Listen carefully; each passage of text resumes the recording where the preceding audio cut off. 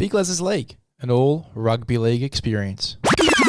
Hello, welcome back to Big LEZ'S League, an all rugby league experience. I apologise, this one is out a little bit late. We had breakfast with the fam this morning, couldn't get the podcast out as early as we usually do around that 8 o'clock mark, but it's coming to you now. Obviously, the post will follow, the Anytime Take post will follow, but for now, we'll give you our try scorers and then we'll give you the odds in the post that comes out at around 1 p.m. But let's get straight into these games. We had a great day today in Super Saturday. The Dragons, the Raiders, both fighting for top 8 spots. They do need the Dolphins and the Knights to draw in order for them to grab a spot in the 8, but you could still argue they are fighting for a spot in the 8, particularly the Dragons in this clash. You then got the Bulldogs and the Cowboys, and yet the Bulldogs are fighting for a pretty decent draw. I believe if they lose this game, they have to verse Manly at Brookie, which isn't an easy feat.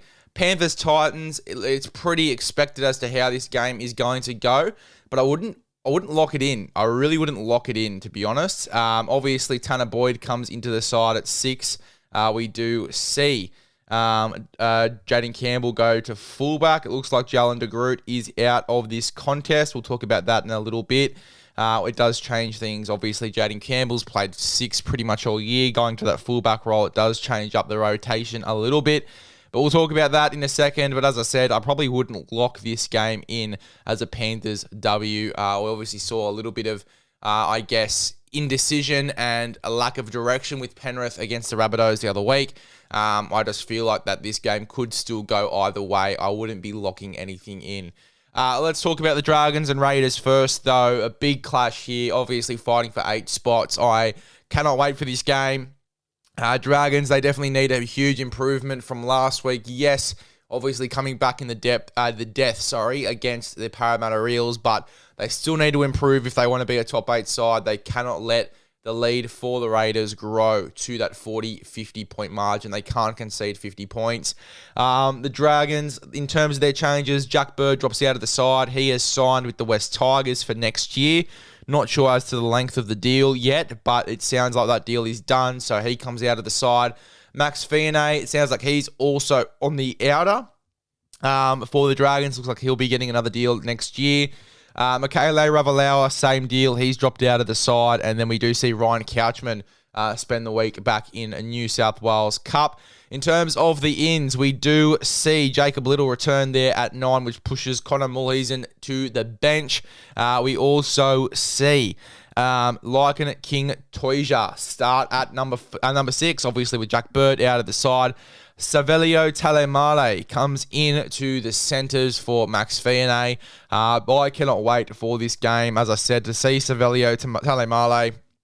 Been waiting for him to debut for quite a while. Very talented footballer. Lots of upside, great footwork and speed. I think he's going to Canberra next year too, so playing potentially up against his new club if I've got that right. But yeah, cannot wait to see how he goes. Been waiting for him to debut all year. As for the Raiders, in terms of their changes going into this game, Jordan Rapana and Elliott Whitehead out for the season with injuries. Elliott Whitehead, suspension. Jordan Rapana, he has fractured his eye socket. So both of those guys, they'll be going off to the Super League next year for the final years of their careers. Congratulations to those guys on getting those contracts, and obviously congratulations on such great careers as well. Elliott Whitehead took the opportunity to come over here from the Super League from England and give the NRL a crack, and he certainly did a great job and has played some great footy over the past few years. Jordan Rapana, he's had a sensational career with the Canberra Raiders. Let's have a look at the rest of the changes for this side. How did this side look going into this game? Well, 2 massive ins going into this week. Jamal Fogarty and Ethan Strange. KO Weeks moves back to fullback in this clash as well. Trey Mooney hops onto the bench here. Adam Cook drops out of the 17 to the reserves there in jersey number 22.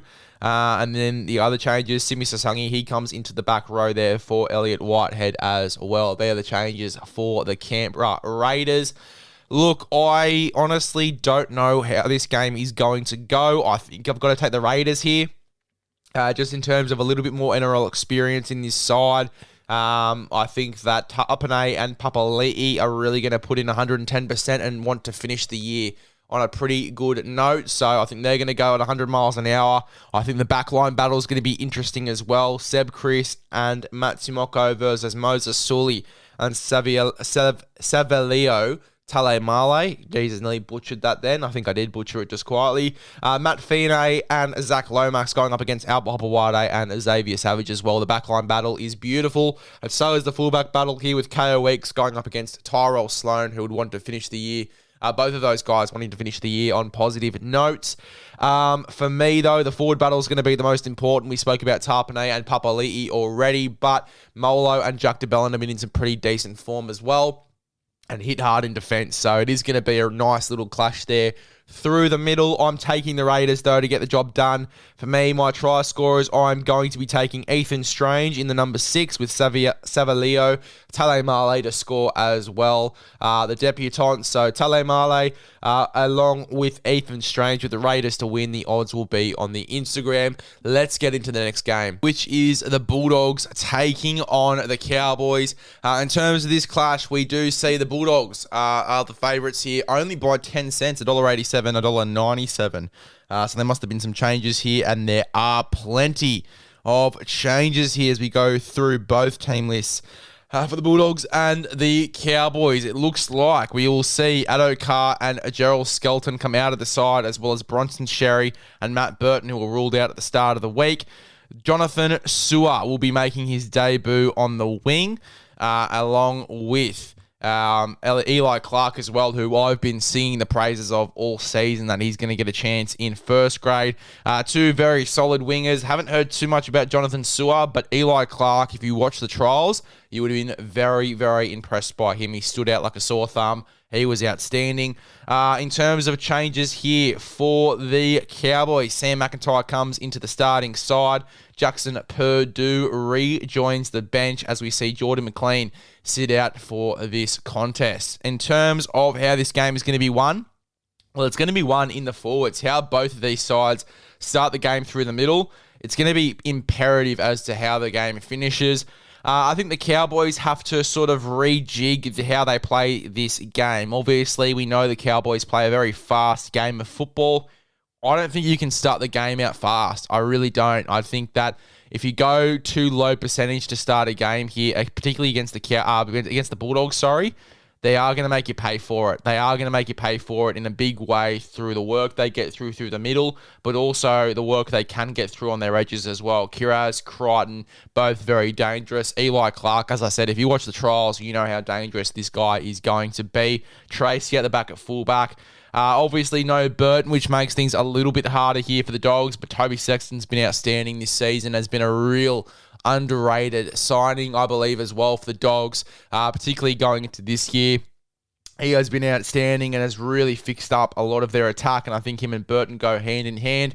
I think this Carbs pairing as well is going to work out.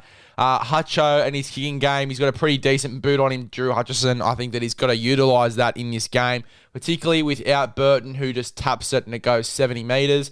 He has got to really, be very strong with his kicking game. And then as well against Clifford as well, who's very strong with his kicking game, can kick it far, can kick it high, is very precise with how he kicks the football as well, Jake Clifford. So Drew Hutchison's going to be really switched on in this game. And if Sexton's the guy that's going to be taking over the kicking, I think that he's also going to be very switched on with that. But I think Hutcho is going to be doing majority. But I think it's just going to be long and hard kicks out of your end and then keeping the Cowboys in their end as well. Tough defense. I think that's what the type of game it's going to be. I think it's going to be a lot tougher of a game than what we usually see from the Cowboys, which is flair, X factor, fast pace. And I think that the Cowboys, they have to switch it back a bit in order to stay level with the Dogs. Because I don't think they can play that fast, low percentage, flashy football that they usually do. Very disciplined. Keep it the battle through the middle for majority of it, and then when you get the momentum, then go out to your edges and play that flashy football. But I think majority of the battle for both sides, it is going to be through the middle of the park. I'm taking the Dogs. I think the Dogs win. For me, at least, I think that they've got a lot of strike. I know they've got some outs in the back line, but I think they still get the job done. Preston's going to have a bounce back week. His defense has been solid this season. And even last week against Manly, I thought he was one of the better players on the field for the Dogs. King and Hughes through the middle, I think, is going to be imperative. Marnie in the 9, he's been outstanding all year. Sexton, we spoke about him already. Having Critter back in this side is going to help heaps. As I said, they do have a few outs, but, it's always next man up for this Bulldog side this season, and I'm excited to see these two debutant wingers giving it a red-hot crack. For me, Eli Clark is one of my try scorers here. I'm also going to be going with Valentine Holmes. Valentine Holmes, Eli Clark, Bulldogs to win. Odds will be on the Instagram. As we move to the final game, which is the Panthers taking on the Gold Coast Titans. Panthers $1.11 favourites to $6.70 Titans. As I said, most likely the Panthers are going to win, and they'll probably win in a big way. But I would not lock it in. I think the Titans are still a chance. We've seen crazier things happen in rugby league. And I think the Titans could be a little bit of a sniff here if they start off really well, and if the Panthers still lack that discipline and structure to their football. In terms of changes for both sides, we do see Scott Sorensen come back into the lineup as well. That pushes Lindsay Smith and Liam Henry to the bench. I believe they were both starting last week. In terms of changes here for the Titans, Dave Fafita out. Liz Frank, he's gone for the year for surgery. We also see Jalen de Groot hop out of the side as well, which is, I think, a big out for them. Campbell goes back to fullback. I think they're going to handle it nicely, but the only thing that worries me about this is that Campbell has been playing 6 all season, or at least for majority of the season. I think that it is going to hurt them a little bit to have him back at fullback. I probably would have tried to have gotten another fullback into this team. I don't think they've got too many left in the squad, obviously, with AJ out for the year. Keanu Kinney out with injury as well. They haven't got too many guys left, so I think Campbell's really the last resort. But we'll see how they go. Maybe Campbell kills it there at fullback, and then the headache for the fullback jersey really does start to get stronger for Desi Hasler. Tanner Boyd, he does go into the number 6. It sounds like he will be going to another club next season or the year after. I think he's been given permission to negotiate with rival clubs. In terms of some pretty hectic changes here too, for Dave Fafita, we see Chris Randall move on to an edge with Isaac Liu starting in the 13 jersey. Klesse Haas also goes into that role in the back row as well, with Beau Fermor starting in the centres. Jacob Alec on the bench there with Aaron Clark, Keenan Palacia, and the debutant here, Arama Howell.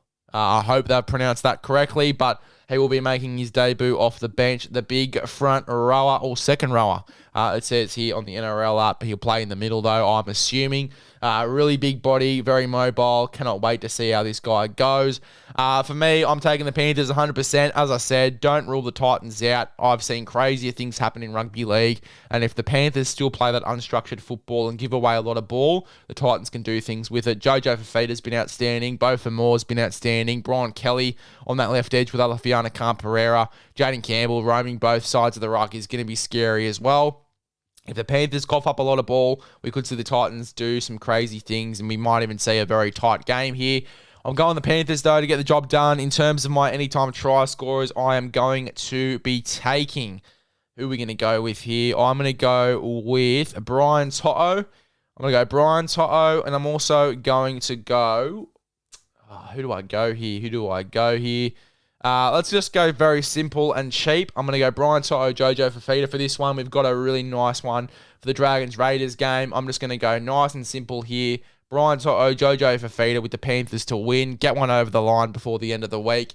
It's going to be not too much value in that one, but, obviously it's nice to have one of those in what is a very, big week, or when you do have a lot of high-ranking bets. It's nice to have one that's just going to be very close to guaranteed to get over the line, knock on wood. What are you really gambling with for free and confidential support? Call 1-800-858-858 or visit gamblinghelponline.org.au. That's full time. See you in the next one.